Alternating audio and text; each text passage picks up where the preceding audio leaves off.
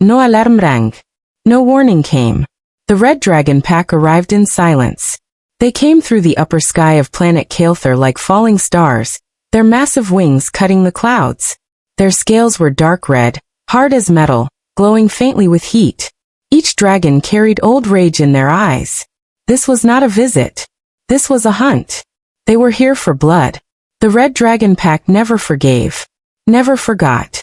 And today, they believed a human had stolen something sacred from them. Deep below the clouds, inside a small valley of broken stone and dead trees, a lone human sat against a rock wall. His name was Ethan Cross. He did not know death was flying toward him. Ethan was not a soldier, not a hero, not even brave by his own thoughts.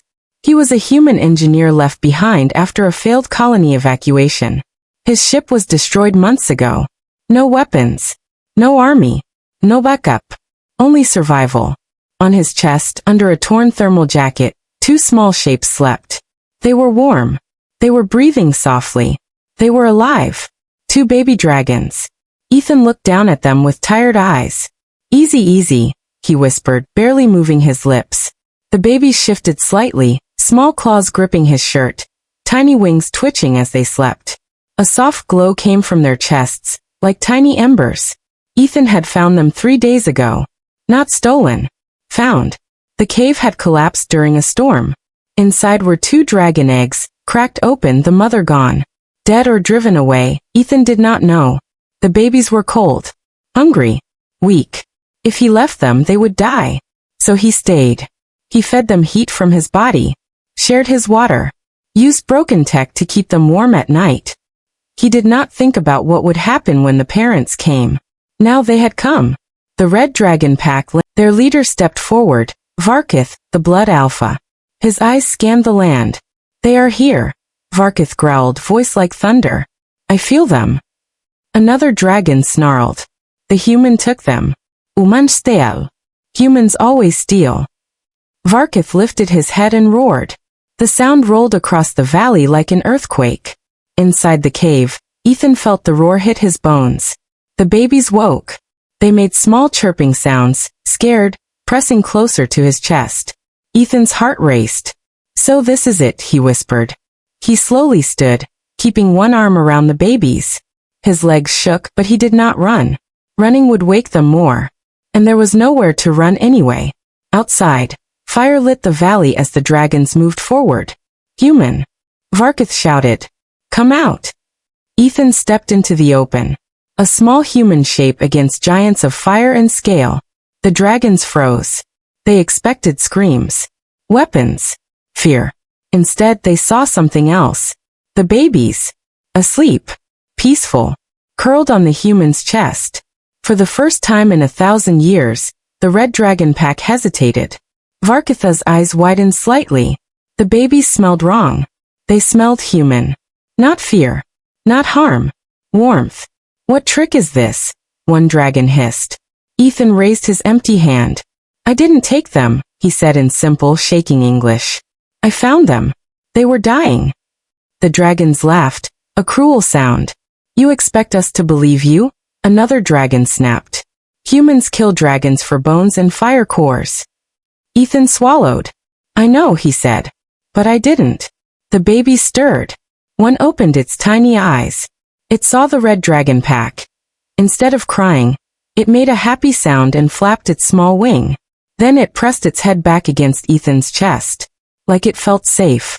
The valley went silent. Varkith stepped closer, lowering his massive head, until his eyes were level with Ethan. Ethan did not move. You can kill me, he said. But if you wake them, they might die from shock. That word die hit harder than fire. The dragons felt it. Ethan continued, voice low but steady. They needed heat. I had heat. They needed safety.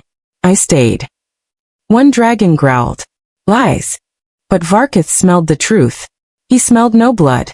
No fear sweat. Only exhaustion and care. The alpha reached out slowly with one claw. The baby dragon chirped softly and curled tighter against Ethan. Varkith pulled his claw back. The Red Dragon Pack had faced armies, destroyed cities, burned fleets. But they had never seen this. A human chosen. Varkith straightened. Human, he said. Do you know what you hold? Ethan nodded. Your children. A long silence followed. Then Varkith spoke words no dragon had spoken to a human before. Then listen carefully. The sky darkened as clouds rolled in. Because the galaxy is watching what happens next. The sky boiled above the valley. Storm clouds collided with the heat of dragon wings, creating lightning that cracked across the mountains. The red dragon pack hovered silently, wings folding, eyes like molten metal, watching Ethan carefully. Varkith, the blood alpha, stepped forward. His massive form blocked the dim sunlight, casting Ethan and the sleeping babies in deep shadow. Every heartbeat in the valley seemed to slow. You have carried them for how long? Varkith's voice rumbled like a volcanic tremor. 3 days, Ethan answered simply. His voice was calm, but his chest shook under the weight of the babies. I fed them. Kept them warm. I protected them. A smaller dragon hissed sharply. A human dares protect red dragon children? You are either bold or foolish. Varkith's eyes narrowed. Bold, yes. But foolish? Perhaps.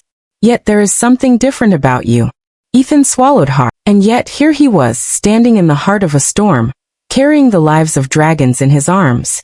What do you want from me? He whispered. The dragons looked at one another, scales rattling like chains. Finally Varkith spoke. You will be judged. Ethan froze. Judgment by the red dragon pack was a sentence few humans ever survived. Many had perished for less. The valley seemed to hold its breath as the alpha circled him. You are human, Varkith said slowly. Your kind has destroyed, burned, enslaved, yet you held them. Why? Ethan's mind flashed. The memories he had tried to bury returned. His family, his planet, the colony attack. He had been a young engineer, building machines meant to help both humans and other species coexist. But greed, politics, and war had destroyed it all. Ethan hesitated. I don't want war. I want them safe. That is all. I lost my family. I lost my colony. If I lose them too, he paused, looking down at the tiny dragon sleeping on his chest. Then nothing matters anymore.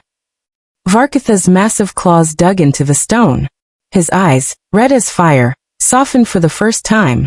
You carry more than children, the alpha said. You carry hope. And humans are rare to carry hope these days. The smaller dragons whispered among themselves. They had never seen a human speak like this. Not with truth, not with such raw vulnerability. Tell me everything, Varkith said. From the beginning. From the storm. From the eggs. Ethan nodded, his hands steadying the babies. He spoke of the collapsed cave, the eggs, and the absence of the mother. He told them how he had scavenged scraps of warmth, shared his water, and even used remnants of his old tech to create heat. He spoke of nights he stayed awake, watching over the babies while wondering if he would survive the next storm. The dragons listened. Their fire eyes softened as the story unfolded. Human. You risked your life for them, Varkith finally said. But for the weak, for life itself. Few of your kind do that. The valley shook again. This time, it was not the dragon's wings, but the sound of a message from deep space, long-range scans picking up fleets approaching Kael'thar. The galaxy was watching, and not all eyes were friendly. Varkith's tail lashed. They come. Observers of the pact. If they see human courage, or human failure, it will ripple across worlds. Across systems. What are you saying? Ethan asked, voice trembling. You are not just judged for the babies, Varkith said, lowering his massive head to meet Ethan's gaze. You are judged for your species. The galaxy remembers humans mostly for destruction, rarely for courage. Today you may change that memory. The babies stirred again, sensing the tension. One looked up at Ethan with wide eyes, tiny wings flaring. Ethan smiled softly. They trust me, he said. Varkith's gaze swept over the valley, then back at the human. Then you will have a chance. One of the smaller dragons, a crimson female named Lithera, stepped forward. Her scales glinted under the storm. Alpha, human courage is unusual. But can he survive the judgment of the pack? Of the galaxy? Varkith's wings expanded slowly. Lightning reflected off his scales. He must. The choice is not his alone. But if he fails, humans will remain prey. If he succeeds, then perhaps hope can grow. Ethan's heart pounded. He was just one human. Alone. Against giants. Against centuries of suspicion. Against a galaxy that had written humans as destroyers. And yet he held the most fragile, most sacred creatures in existence in his arms. Your past, Varkith said, reveals much. Humans built war machines. They enslaved. They destroyed. And yet here you are, a human without chains of greed. Perhaps your species is not lost. Ethan swallowed again. I do what I can. Varkith studied him. His massive head tilted, and the storm seemed to pause. Even the approaching fleet from the galaxy waited. The pact, Varkith said, lowering his voice, was written centuries ago. Humans are not part of it. They are outside. But courage, honesty, compassion, can still earn a place. Today you may begin that journey. The babies snuggled closer to Ethan, their warmth radiating through him. They were his proof, his shield, and his responsibility. Then, Varkith continued, you must act. You cannot simply wait. The galaxy sees you human. They watch. And others will come. Tests. Trials. Battles. And your choices will echo across worlds. Protect them. Teach them. Show the strength of humanity. Not the violence but the will to survive, to care, to endure. Ethan nodded. The weight of the future pressed on him, but he did not falter. The babies were asleep, unaware of the storm around them, unaware of the judgment about to unfold. Very well, Varkith said, stretching his wings. Your judgment begins with action, and the first trial will come from above. A shadow passed over the valley. From the clouds descended ships, sleek, silver, alien. They carried observers of the pact, beings from dozens of star systems. They did not fire. They did not speak. They watched. Their silence was louder than thunder. Ethan's hands tightened around the babies. He had no weapons. No allies. Only his courage, only his care, only the fragile trust of two sleeping dragons. And the galaxy was watching. The first of the observers landed, their ships glowing. Varkith's pack formed a protective circle around Ethan. The storm raged above. The lightning flashed, illuminating the valley in bursts. One of the observers stepped forward. It had no face, only a smooth reflective surface where its features should be. It is the heart to protect, even when the odds are death itself. Ethan nodded, feeling the truth in the Alpha's words. His past, his losses, his failures, all led to this moment. The galaxy was watching, and he was ready. The storm above Kael'thir's valley raged. Lightning cut the dark sky, thunder rolling across jagged cliffs. The red dragon pack circled Ethan and the sleeping babies, their wings forming a protective wall. Around them, the alien observers of the pact landed silently, their reflective surfaces glowing in the flashes of lightning. Every eye, human, dragon, and alien alike, was watching. Ethan tightened his grip on the babies. Their warmth radiated through his body, steadying him. He had no weapons. No armor. Nothing but his mind, his courage, and the trust of these fragile dragons. Human, Varkith said, the galaxy tests you now. The observers do not care for your words. They care for results. Protect them, and show your species worth. Ethan's mind raced. There was no time for fear. Only action. The first challenge came immediately. A massive energy pulse shot from the alien ships, aimed directly at the valley. The ground cracked, and rocks flew like bullets. Ethan dropped to the ground instinctively, shielding the babies. But he could not stay still. He had to act. He scanned the valley. His eyes fell on a broken mech from the old colony. Rusted, incomplete but functional. His hands moved quickly. He activated what little energy it had, connecting broken circuits, rerouting power from his limited battery packs. Sparks flew. Smoke rose. The mech hummed, weak but alive. The aliens fired again. This time, Ethan guided the mech to intercept the energy pulse. It absorbed the blast and collapsed, sending debris flying harmlessly to the side. He barely had time to breathe. The dragons roared, a sound that shook the valley. Their wings flashed, creating gusts of wind that deflected another wave of attacks. The babies chirped, sensing safety in their protector. Varkith watched, impressed. Not by claws, not by fire, but by mind and courage. You are unlike other humans. Ethan's hands were trembling as he assessed the next threat. The aliens deployed small, hovering drones, sleek black, razor-sharp, faster than anything he had ever seen. They were meant to kill the babies. He acted instinctively. Using his old colony tools, he hacked a small transmitter nearby, sending a frequency to confuse the drones.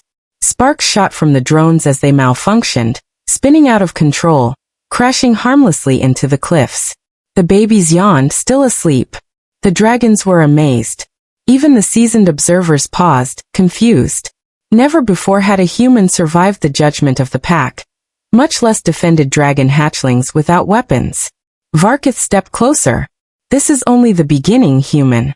Show us what your species can do when all odds are death itself. Ethan nodded. He knew there was no turning back. Each pulse of lightning, each crack of thunder, each alien movement was another test, but he was ready. He led the babies toward the center of the valley, where a small cave system ran under the cliffs. He calculated the paths, predicting the alien ship's energy pulses, and moved swiftly. The babies stayed calm, instinctively trusting him. The observers noticed something remarkable. This human did not fight with rage. He did not strike with violence. He solved problems. He thought. He protected life. Every move was careful, precise, courageous. The first alien observer stepped forward, trying to block the path. Its reflective surface shifted into what looked like a face, cold and sharp. Human turned back. Failure is death. Ethan stopped for a moment. He looked down at the babies, feeling their trust, their warmth. His voice was steady. I won't fail. I can't. And then he acted. He triggered a series of old colony energy cores he had prepared.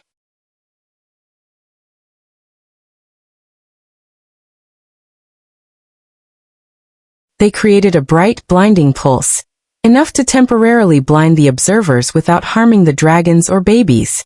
The alien ship staggered back, unable to track his movements. The red dragon pack circled overhead, their massive forms creating a storm of their own. They unleashed fire not at Ethan. You have done more than survive. You have protected life. You have earned the trust of dragons. You have shown the galaxy what humans can be. Ethan nodded, tears in his eyes. He had been alone, small, powerless, but he had chosen courage, intelligence, and care. And it had changed everything. The red dragon pack lifted into the sky. Their massive forms disappeared into the clouds, leaving behind a calm valley. The babies chirped, safe and warm on Ethan's chest. For the first time in a long time, Ethan felt hope. The galaxy was watching. The dragons had judged. And humans could rise. The story of Ethan Cross, the human who protected the red dragon pack's young, would echo across worlds. One small human, two fragile dragons, and a courage so simple, so basic, yet so powerful, that the galaxy itself paused to see it. The storm cleared. The stars shone. And for the first time, humans were no longer just survivors. They were heroes.